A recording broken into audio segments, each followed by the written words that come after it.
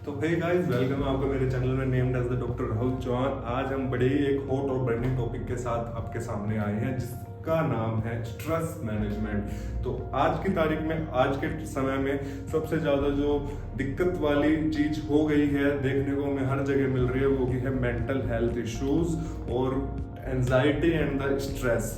तो आज हम बात करेंगे स्ट्रेस मैनेजमेंट के बारे में।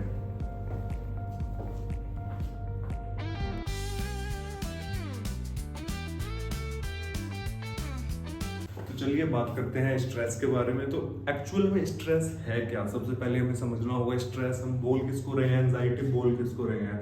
तो स्ट्रेस और डिस्ट्रेस हम उस चीज को कह सकते हैं जब हमें ज़्यादा एंगर इश्यूज हो, हमें बेचैनी हो, घबराहट महसूस हो, हमारी बॉडी के हार्ट रेट्स वगैरह बढ़ जाए, स्वेटिंग होना स्टार्ट हो जाए।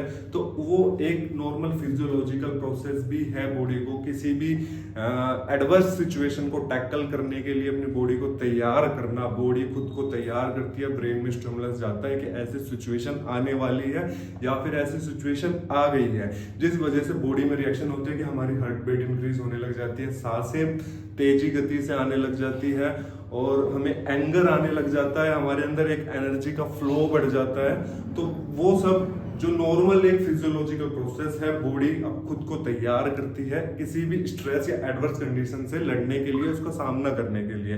तो मैं इस चीज को बिल्कुल भी गलत नहीं बोलूंगा कि बॉडी के अंदर अगर ये चीजें हो रही हैं तो ये चीजें गलत हैं। मैं क्यों नहीं बोलूंगा, तो ये समझते हैं।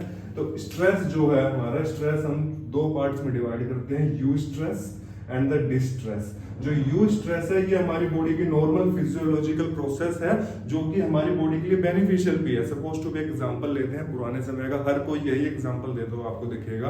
पुराने टाइम में जो टाइगर है, लायन है, शेर जो आते थे गांव के अंदर, तो उनको देख के घबराहट हो जाती। सपोज टू भी हमारे सामने कोई टाइगर आके खड़ा हो जाता है, अडल्ट टाइगर, तो हमें हमारी बॉडी में डर का एक फ्लो बढ़ेगा, हमें डर लगना स्टार्ट होगा, हमारी हार्ट रेट इंक्रीज होगी, हमारी ब्रेथिंग रेट इंक्रीज होगी और हम सोचेंगे कि उससे कैसे बचा जाए, मैं भागूं, उसका सामना करूं या क्या करूं। तो जो बॉडी के अंदर वो चीज रिएक्शन हमें देखने को मिल रही है, वो एक एग्जांपल है यू स्ट्रेस का, कि जो सामने हमारी मुसीबत की चीज आके खड़ी हो गई है, वो बॉडी खुद को तैयार कर रही है। अगर सपोज टू भी सामने टाइगर है और हमारी बॉडी में कोई रिएक्शन ही ना हो, हम बिल्कुल सुस्त खड़े हुए हैं, सुस्त बैठे हुए हैं, ना हम भागने का सोच रहे हैं, ना उससे लड़ने का सोच रहे हैं, ना हमारी बॉडी में ऐसा कोई एनर्जी फ्लो इंक्रीज हो रहा है, तो क्या होगा? अल्टीमेटली जो टाइगर है वो हम पे अटैक करेगा और हमको मार देगा, हमारा अब खुद हमको शिकार बना लेगा।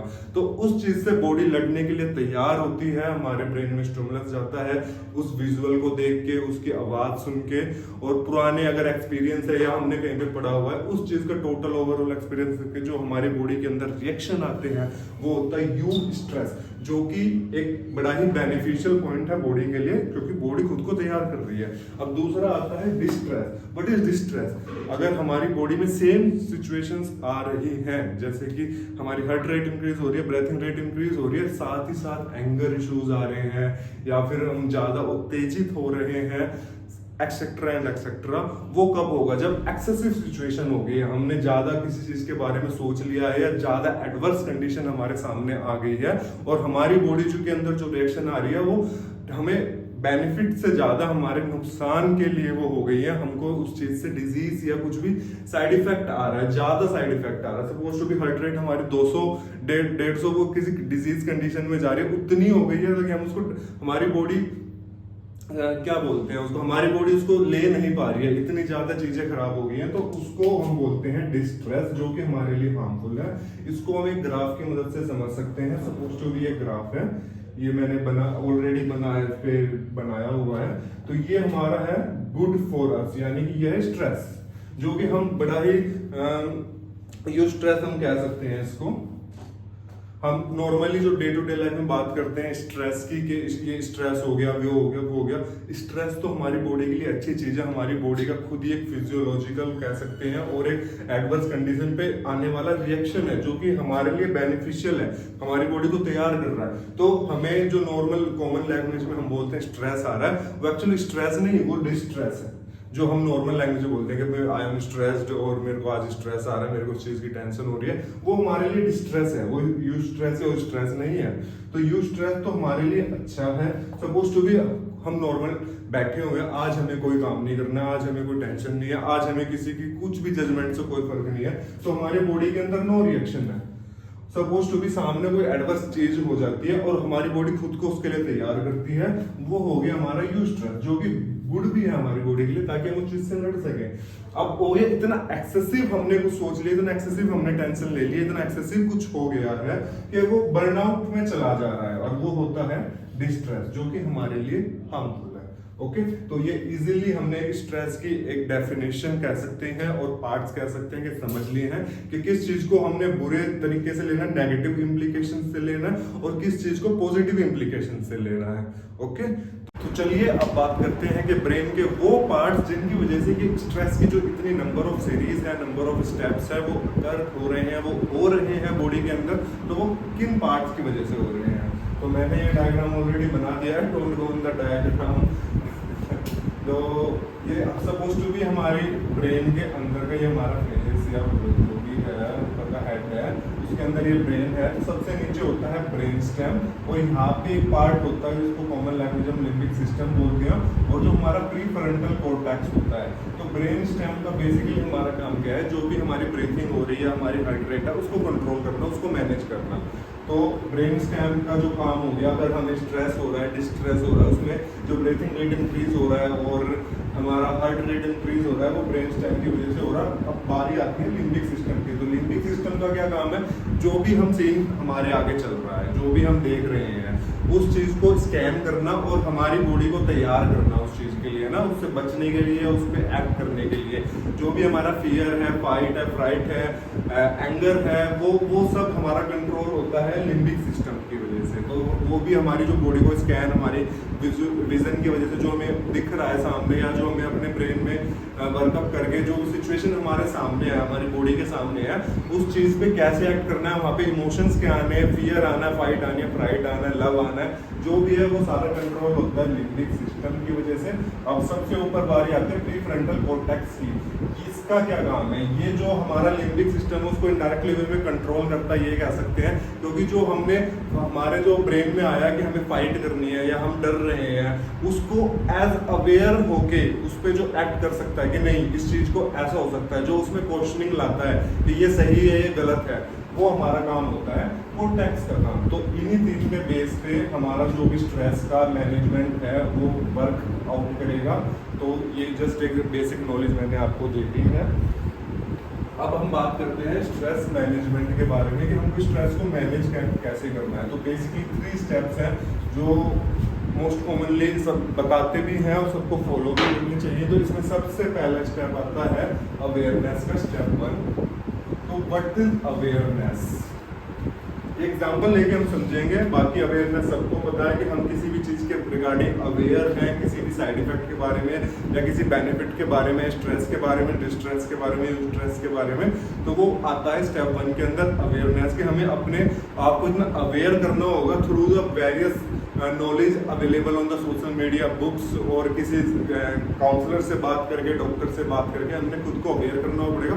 साथ ही हमारी कॉमन सेंस भी इसमें एक्ट करती है कि हम अवेयर हैं। सपोज टू एग्जाम्पल, सभी को पता है कि अल्कोहल का कंजप्शन करना बॉडी के लिए बेनिफिशियल नहीं है, उसमें कुछ ना कुछ साइड इफेक्ट या बेकार इफेक्ट बॉडी के अंदर आने हैं अल्कोहल कंज्यूम करके, टोबैको च्यू करके। तो वो हम उस चीज़ के लिए अवेयर हैं कि भाई अगर हम ये चीज़ करेंगे, अगर हम अल्कोहल इंटेक करेंगे, हमारा लीवर खराब होगा, हमारे पैनक्रियाज पे इफेक्ट आएगा, ओवरऑल हमारी हेल्थ खराब होगी। तो उस चीज़ के लिए हम अवेयर हैं। तो सबसे पहले अवेयर होना जरूरी है।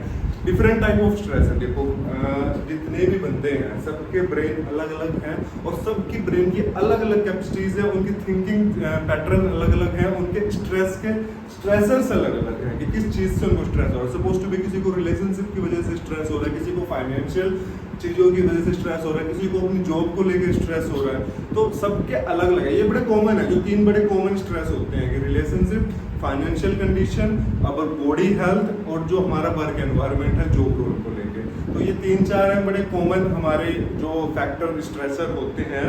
लेकिन फिर भी इतनी नंबर ऑफ पॉपुलेशन है हमारे पास, इतने डिफरेंट ब्रेन, सब डिफरेंटली एक्ट करते हैं, सबके लाइफ को जीने के डिफरेंट एक्सपीरियंस हैं।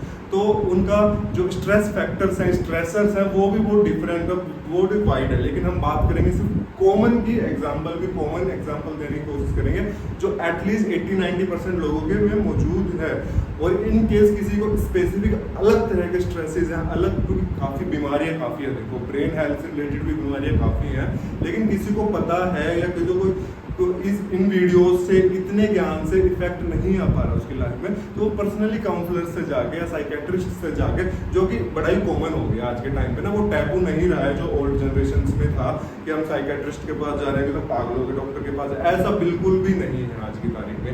हमें बिल्कुल रीच आउट करना चाहिए साइकोलॉजिस्ट को, काउंसलर्स को और साइकेट्रिस्ट को, अगर इन केस हमें कोई भी इशू है रिगार्डिंग थिंकिंग, अगर ब्रेन हेल्थ और बॉडी हेल्थ, तो हमें डॉक्टर से मिलना चाहिए ऑब्वियसली। तो हम बात कर रहे थे अवेयरनेस की। सपोज टू बी एग्जांपल हम अल्कोहल का लेके चलते हैं कि वी आर वेरी अवेयर कि अल्कोहल के कितने सारे डेंजरस साइड इफेक्ट्स हैं बॉडी के ऊपर। तो हमें चीज़ों को, ये एग्जांपल दे रहा हूँ मैं, तो हमें अवेयर है कि हाँ, सपोज टू बी दूसरा एग्जांपल लेते हैं, किसी बच्चे का एग्जाम है, उसको 1 महीने के बाद उसका एग्जाम है, उसने कुछ भी पूरे साल नहीं पढ़ा है, उसको स्ट्रेस हो रहा है कि क्या, लेकिन वो अवेयर है, वो पहले से भी अवेयर था कि मेरा 1 साल के बाद एग्जाम होना है, वो अभी भी अवेयर है कि मेरा 1 मंथ के बाद एग्जाम होना है, तो मुझे उस चीज के लिए पढ़ना है, या इसके साइड इफेक्ट ये होंगे,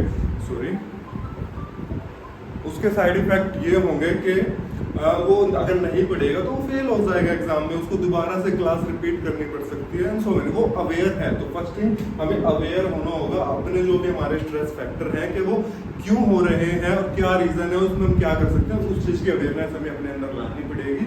अब दूसरा स्टेप आता है अलर्ट। अब आपको होगी कि इन दोनों में डिफरेंस क्या है। Suppose to be first step था अवेयर होना कि अल्कोहल का हमें पता है, सभी को पता है कि बॉडी पे साइड इफेक्ट है, डेंजरस साइड इफेक्ट्स है, तो हमें नहीं कंज्यूम करनी है अल्कोहल को। अब इसमें हम अलर्ट कैसे हो सकते हैं? अलर्ट हम इसमें ऐसे हो सकते हैं, सपोज टू बी कोई पीयर प्रेशर की वजह से अल्कोहल कंज्यूम कर रहा है, वीकेंड पे कर रहा है या किसी पर्टिकुलर डे पे कर रहा है, तो वो अवॉइड कर सकता है टाइमिंग्स। सपोज टू बी उसको पता है कि सैटरडे को अगर मैं जाऊंगा अपने फ्रेंड्स के पास या अपने किसी रिलेटिव के पास, वो मेरे को फोर्स करने वाले हैं कि भाई वीकेंड है, आज तुम अल्कोहल कंज्यूम करो, तो हमें अवॉइड करनी है वो टाइमिंग वहां पे जाने से, कि सैटरडे को मैं नहीं जाऊंगा, वीकेंड पे मैं नहीं जाऊंगा, आफ्टर जॉब में नहीं, 5 बजे के बाद मैं नहीं जाऊंगा वहां पे।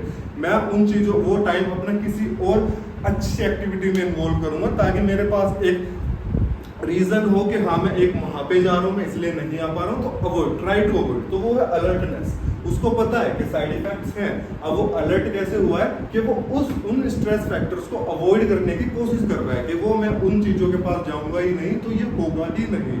तो वो आता है हमारा अलर्ट में। तो first step is awareness, second step is alert and the third is step 3 that is avoidance. ठीक है, ये मैंने एग्जांपल दिया था आपको अल्कोहल कंजम्पशन का या एग्जाम का, जो भी है। अब मैंने दूसरा एग्जांपल दिया था स्टडी का, कि बच्चों का 1 मंथ के बाद एग्जाम है, वो अवेयर है कि मैं नहीं पढ़ूंगा तो मैं फेल हो जाऊंगा। अब दूसरा है अलर्ट होने का, वो क्यों नहीं पढ़ेगा, या तो वो किसी और एक्टिविटी में इन्वॉल्व होगा। सपोज टू भी मैंने स्पोर्ट्स करना है, मैंने इसी महीने में कोई स्पोर्ट करना है, मैंने ऐसे वीडियो देखनी है, मूवी देखनी है, 3 घंटे 4 घंटे स्क्रीन टाइम मेरा 6 घंटे है, तो वो अलर्ट है, वो अवॉइड करेगा फोन को कि मैंने फोन यूज नहीं करना है, मैंने दूसरे रूम में फोन रख दिया है, अभी मैं इस रूम में बैठा हूँ, मैं सिर्फ स्टडी करूंगा, तो वो अलर्ट हो चुका है। तो ये एग्जांपल है अवेयर और अलर्ट होने के, स्टेप 1 और स्टेप 2। अब बात आती है अवॉइड स्टेप 3 की। तो इसमें हम स्ट्रेस को कैसे अवॉइड कर सकते हैं। सपोज टू बी किसी 2 बंदों का कोई झगड़ा हो रहा है, कोई बहस हो रही है, सपोज टू बी कपल्स में कोई बहस हो रही है, तो एक पार्टनर अगर उसको पता है कि जो मैं बात समझाने की कोशिश कर रहा हूँ वो सामने वाले के समझ में नहीं आ रही है, अभी आज के दिन या इस टाइम पे समझ में नहीं आ रही है, या इसको कभी भी ये बात समझ में नहीं आएगी, क्योंकि उसके एक्सपीरियंसेस कुछ डिफरेंट है लाइफ को जीने के, उस चीज ने उसने वो जो हम बात समझाने की कोशिश कर रहे हैं उसको एक्सपीरियंस नहीं करा है। तो हमें क्या करना है, उस बहस को वहीं पे छोड़ना है कि छोड़ो हम कुछ और बात करते हैं। हैं। तो दैट इज अवॉइडेंस, कि हम ऐसी बहस में, ऐसी बातों में, ऐसे फैक्टर में, ऐसे स्ट्रेस फैक्टर में नहीं घुस रहे हैं जिनसे हमें पता है कि कुछ सॉल्यूशन नहीं निकलना है, तो हमें वो चीजें क्यों करनी है। सपोज टू भी कोई ओवर थिंक कर रहा है, जो चीजें है भी नहीं उसको ओवर थिंक कर रहा है कि यहाँ ऐसा हो जाएगा, वहां वैसा हो जाएगा, मैं अपनी ड्यूटी पे ऐसा हो जाएगा मेरे पास साथ जाके, मैं या फिर उसी स्टेट में वैसा हो जाएगा मैं वहाँ पे गया। जो चीज़ एग्जिस्ट ही नहीं करती उसके बारे में हम इतना सोचेंगे तो ऑब्वियसली हमें ज़्यादा स्ट्रेस आएगा, डिस्ट्रेस में बॉडी जाएगी। तो हमें ट्राई करना है कि भाई मेरे को खाली नहीं बैठना, वरना मैं ओवर थिंकिंग करूंगा। खाली कैसे नहीं बैठ सकते हैं आप, कुछ भी इफेक्टिव काम कर सकते हैं। आप जिम जा सकते हैं, आप कोई स्पोर्ट्स कर सकते हैं, आप कोई बुक रीडिंग कर सकते हैं, आप कुछ लिख सकते हैं, आप पेंटिंग कर सकते हैं, या अपने घर का कोई और काम कर सकते हैं। मतलब आप, अगर आपके पास खाली टाइम है, या कोई आप मूवी भी देख सकते हैं, आपके पास खाली टाइम है, आप सोचो मैं अगर खाली बैठा रहूंगा तो मेरे को ये ओवर थिंकिंग होगी, मेरे को टेंशन होगी, डिस्ट्रेस में जाऊंगा। तो आप कोशिश करें अब वो टाइम आप किसी और एक्टिविटी में लगाएं। तो ये होगा अवॉइडेंस। कोई किसी से बहस हो रही है, आपको पता सामने वाला नहीं समझ सकता, या उसकी बात मेरे को नहीं समझ में आ रही है, आप उस बहस को वहीं पे लीव आउट करें, कुछ और बात करें, किसी और एक्टिविटीज में इन्वॉल्व हो, तो वो भी हो गया अवॉइडेंस। तो सबसे मेन फैक्टर भी है step 3, that is avoidance. Okay, तो बेसिकली इसी 3 स्टेप्स पे हमारा स्ट्रेस मैनेजमेंट वर्क करता है कि सबसे पहले हमने खुद को अवेयर करना है, दूसरा हमने खुद को अलर्ट करना है, और थर्ड है कि हमने उस चीज को अवॉइड करना है। ओके, अब बात करते हैं कि ये सब करने के बाद भी कई बार होता है कि जी हमें स्ट्रेस हो रहा है, हमें ओवर थिंकिंग हो रही है, हम इस चीज से नहीं कर पा रहे हैं। तो उसके लिए मेरे पास आपके लिए एक 4th ऑप्शन है, एक बड़ा मेन ऑप्शन है, दैट इज मेडिटेशन। तो मेडिटेशन का मतलब मेरा ये नहीं है कि आप आंखें बंद कर रहे हैं, सोच रहे हैं कि मैं पहाड़ों में बैठा हूँ, ऑरेंज कलर के गेरुआ कलर के कपड़े पहन के बाबा बन गया हूँ और वो मेरा मेडिटेशन नहीं। मेडिटेशन का जो आज के टाइम में जो मेडिटेशन का मेन मतलब है, जो हमारी इतनी बिजी पॉपुलेशन है, इतने बिजी बंदे हैं चारों तरफ, उनके लिए मेडिटेशन का क्या मतलब हो सकता है। मेडिटेशन का मतलब है आपने आराम से, सपोज टू भी आप सुबह 6 बजे उठते हैं, आप आराम से अपने रूफटॉप पे जाइए, गार्डन में जाइए, वहां पे बैठिए, वहां भी नहीं जा सकते, अपने रूम में बैठिए आराम से। आपने कुछ भी नहीं सोचना मैंने क्या करना है, मेरा क्या हुआ, कुछ भी नहीं सोचना। आपने 10 मिनट सिर्फ दिमाग को खाली रखना है और आंखें बंद करके एक बार बैठ जाना है। उससे क्या होगा, जो आपका फोकस है, फोकस और कंसंट्रेशन की पावर इंक्रीज होगी। साथ के साथ जो आपकी जो आदत बन चुकी है ओवर थिंकिंग करने की, जो चीजें एग्जिस्ट भी नहीं करती उन चीज में सोचने की, या किसी से बहस करने की, या ऐसी चीजों में इंडल्ज होने की जो आपके लिए बेनिफिशियल नहीं है, उस चीज में आपको काफी बेनिफिट मिलेगा। आपका जो हमारा जो ब्रेन हेल्थ है वो इम्प्रूव होगी। हमारे जो ब्रेन की पावर है हमारे थॉट्स को कंट्रोल करने की, जो हमारा लिम्बिक सिस्टम है, हमारे इमोशंस जो कंट्रोल करता है उसको कंट्रोल करने की, जो हमारा प्रीफ्रंटल कॉर्टेक्स जो मैंने डायग्राम में दिखाया था, जो कि हमें सही गलत का मायने समझाता है, हमें डिफाइन करने में मदद करता है, ये सही है ये गलत है, वो हेल्प भी होगा और हम एक अच्छे स्ट्रेस मैनेजमेंट की तरफ जा सकते हैं। ठीक है, दूसरा है विजुअलाइजेशन। सपोज टू भी हमें कुछ नहीं, स्टेप्स का ध्यान देना, हमें क्या करना है क्या नहीं करना।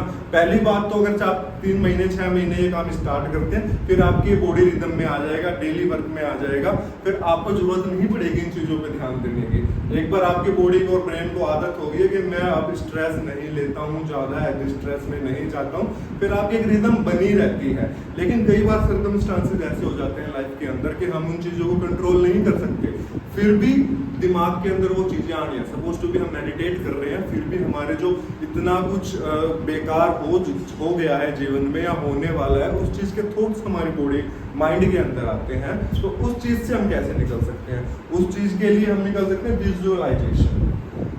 बैठें आराम से, उस टॉपिक के बारे में थोड़ी देर सोचें कि इस सपोज टू भी मेरे को कोई 2 दिन के बाद मीटिंग अटेंड करनी है जिसका मुझे काफ़ी स्ट्रेस है कि मैं कैसे समझा पाऊंगा, क्या जो मेरे बॉस हैं वो मानेंगे या नहीं मानेंगे, या जो मेरे कलीग्स हैं मेरे को बेवकूफ़ तो नहीं समझेंगे, इस चीज़ का आपको स्ट्रेस आ रहा है। तो आपने उस चीज़ पे विजुअलाइजेशन के लिए एक्ट करना। विजुअलाइजेशन का क्या मतलब है, आपने आराम से एक शांति के कमरे में बैठना है जाके, और आपने सोचना है थोड़ी देर के लिए कि अगर मेरे को मीटिंग का मेरा टॉपिक क्या है, मेरे को उसमें कैसे ऐड करना है। Suppose for example confidence is the की ओनली।